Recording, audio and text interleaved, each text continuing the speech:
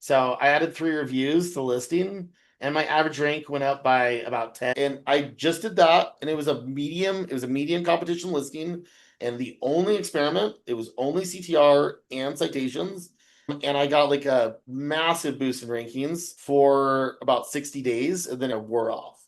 It was just the whatever, it's like 200 hyperlocal citations and CTR was enough to dramatically push it up. The big thing about configuration with agency assassin these days is it's become a lot more vital to send varied signals, meaning it used to be a lot easier to get away with, and you still can get away with sending just a small number of keywords, traffic to just a small number of keywords. But Google's become better and better at normalizing, meaning tracking how often a signal comes in and decreasing the value of that signal. So Google want regularity and consistency, and they want novelty, both, which is it makes sense if you think about a natural signal where you'd have some degree of new things and some degree of old things. Yeah. So we've rebuilt just the guide. It's pretty simple now. It's a little bit more linear, and all that it is, it's a simple way to take the keywords that are in your performance data and using AI prompt, getting out keywords that you can use to both provide the part that you want in terms of getting your main keywords traffic, but also the part that you have to send, which is giving cover to that. I'm sending noise, complementary noise. It's very easy to do. It's not overly complex. I'm going to run through it right here and show you how that works. Welcome to the first in a series of videos on how to rank one locally, where I'm sitting down with Ian Ovens, the creator of Agency Assassin, and this is a CTR tool that basically sends lots of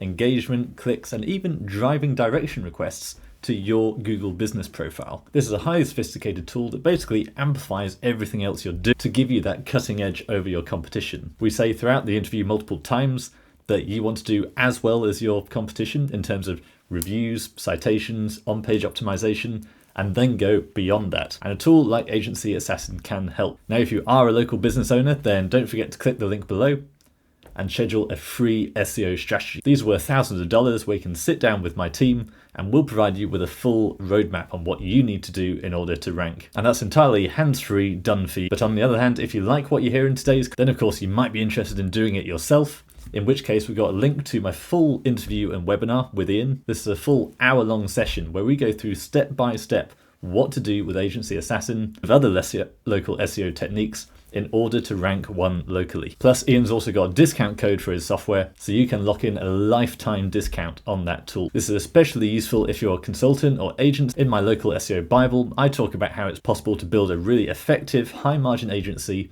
that delivers great value to clients, but protects your sanity and protects your margin by ranking local businesses on the map pack using these kinds of automated tools. But none of these tools are any good without focusing on the fundamentals, so don't forget to catch the full recording of this interview to hear our full process from start to finish, how to rank a Google business profile #1 on Google Maps. So this business was a high traffic experiment in a high competition area. I was actually able to get it to rank #1 for painting. And every now and again, it's actually quite volatile, but like I still get it into top positions. I think even like yesterday it was like #3. Yeah.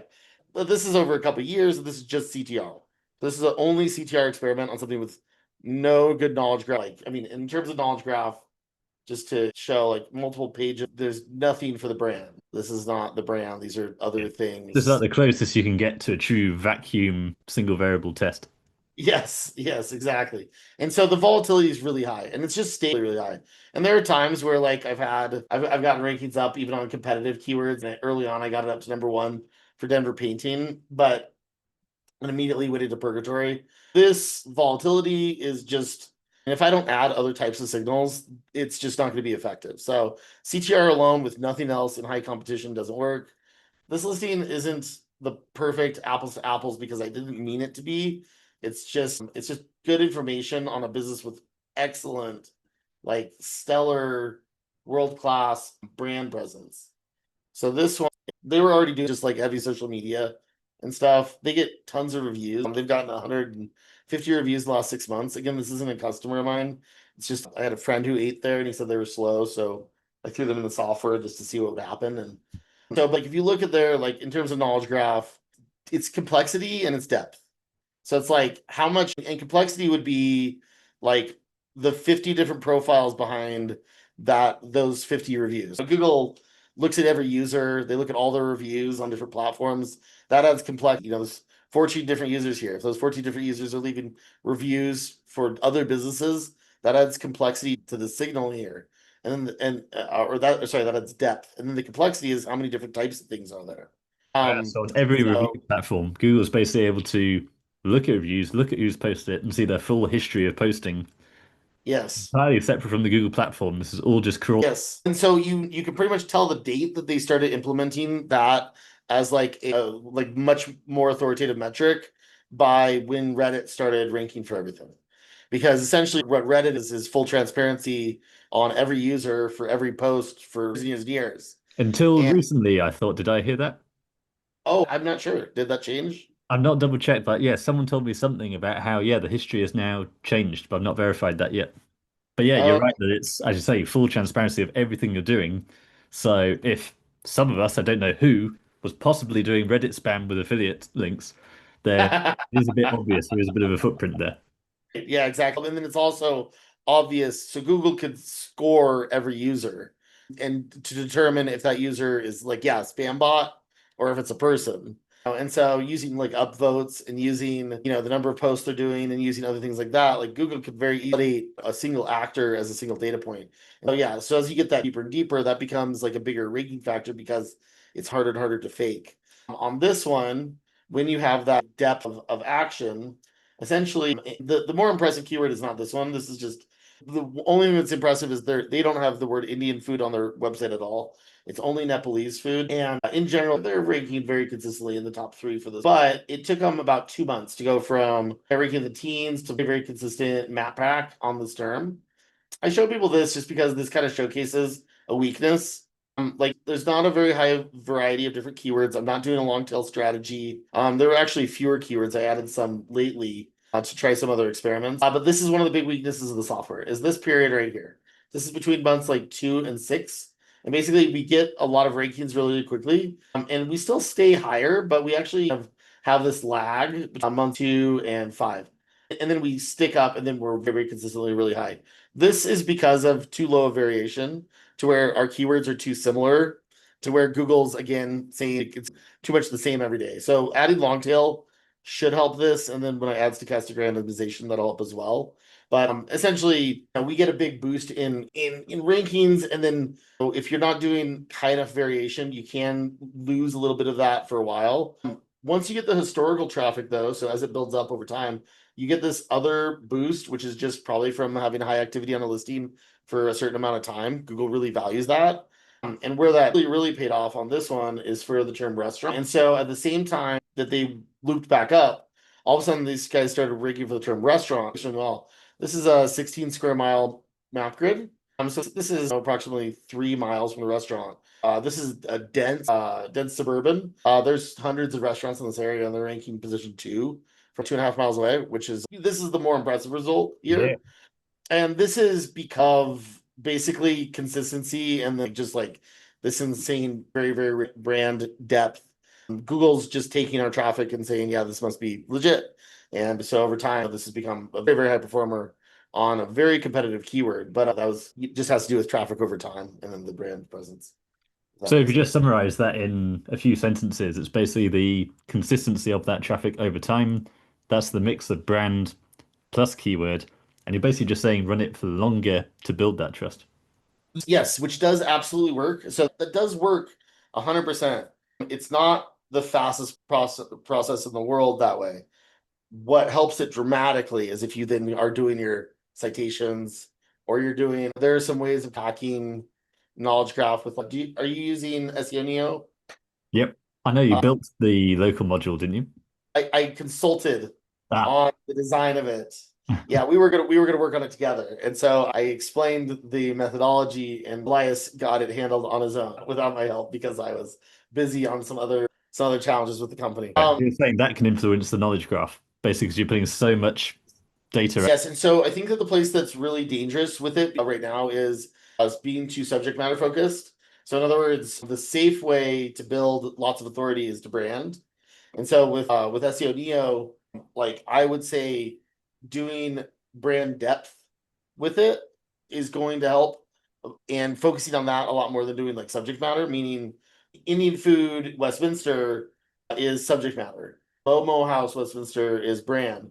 So if you talk about the history of Momo House in those, or you talk about the owners, or you're talking about like I mean, like what you want to be building out in terms of for the CTR to work better is you want to build like brand richness, like through like those links.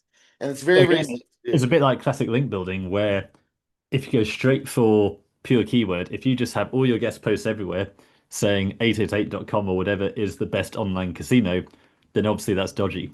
Whereas if you have 100 articles out there on 888 or any other casino website, just talking about this brand, how it works, how you can use it, going through those kinds of sort of NLPs of cost, access, convenience, and then you just link back to the brand, then that's all trust and authority. Yes, and that seems very well digested right now, and it also seems, there have been some recent changes on SERPs. By my analysis, they're capping your total subject matter authority within some brand authority limit. So So basically, you say need more brand in order to justify more subject matter. yeah, exactly. So you can't just rank 100 page one service on a website because they all had content about that service anymore, unless there's a corresponding amount of relevance for the brand for that encompasses all of these different pages.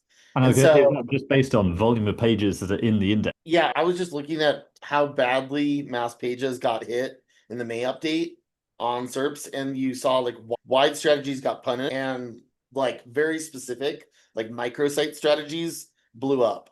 Yeah, you So might be aware I've got a course called One Page Websites, and it's literally AI content on an exact match domain, and we're literally in the top three for injury lawyers. And all we've yeah, done is a press release and citations. and did it do really well, like from May 1st to June to like last month? It's Did it like been consistently good for the last year or so, yeah. oh, okay, but so it didn't go up. It was already you were already doing too well to improve. You're already at the top. What I saw is like even very low authority sites that are very highly focused in getting rankings after the around May of this year. So, I won't share um, my screen now, but I keep referring back to this. There's when I look at my portfolio of these one-page sites, if I go onto Ahrefs, normally you're quite used to a traffic graph being sort of peaks and troughs over time. In this case, it is steps. It's like castle battlements, and it's literally in line with Google updates. And it's obviously there's all these different ranking factors out there, but crucially, how is Google weighing up low authority exact match domains versus big brands that might have some niche subpage on the same topic? So right. literally one update it goes up, it stays at number one for a couple of months. Update comes along, it goes down to number three because where in this country you've got a big aggregator, like in your case it might be like Angie's List or something like that, or Patch. They go up to the Yeah. top, but they've got low subject matter expertise. They're just big and generic with lots of backlink power. But then the next update it reverses again. I've had people coming to me saying, "What do we do? We were number one and now we're number five or whatever." And I'm saying it's literally just the update. It's a square peg in a round hole. You can't really fix it, but the next Yeah. update will probably fix it for you. Yeah. And it does seem like that dance has been happening for years and years. For sure. Yeah. But the one thing that I have seen a consistent bias for more depth on brand though. And that seems to be a way for them to remedy some risks that are associated with automated content by basically making it a lot more invest to establish in certain spaces and then a lot more risk through like helpful content penalty. So essentially it makes it so that I mean your strategy on single page strategies is really good because it's you're not investing enough to be super high risk, and you're also very focused. But for someone who wants to establish like a backpack, like if you want to show up number one for best outdoor backpack, Yeah, essentially you need a brand behind it now. yeah. And you need some brand that is going to like carry that. And that brand is going to require huge amounts of investment to get that turn.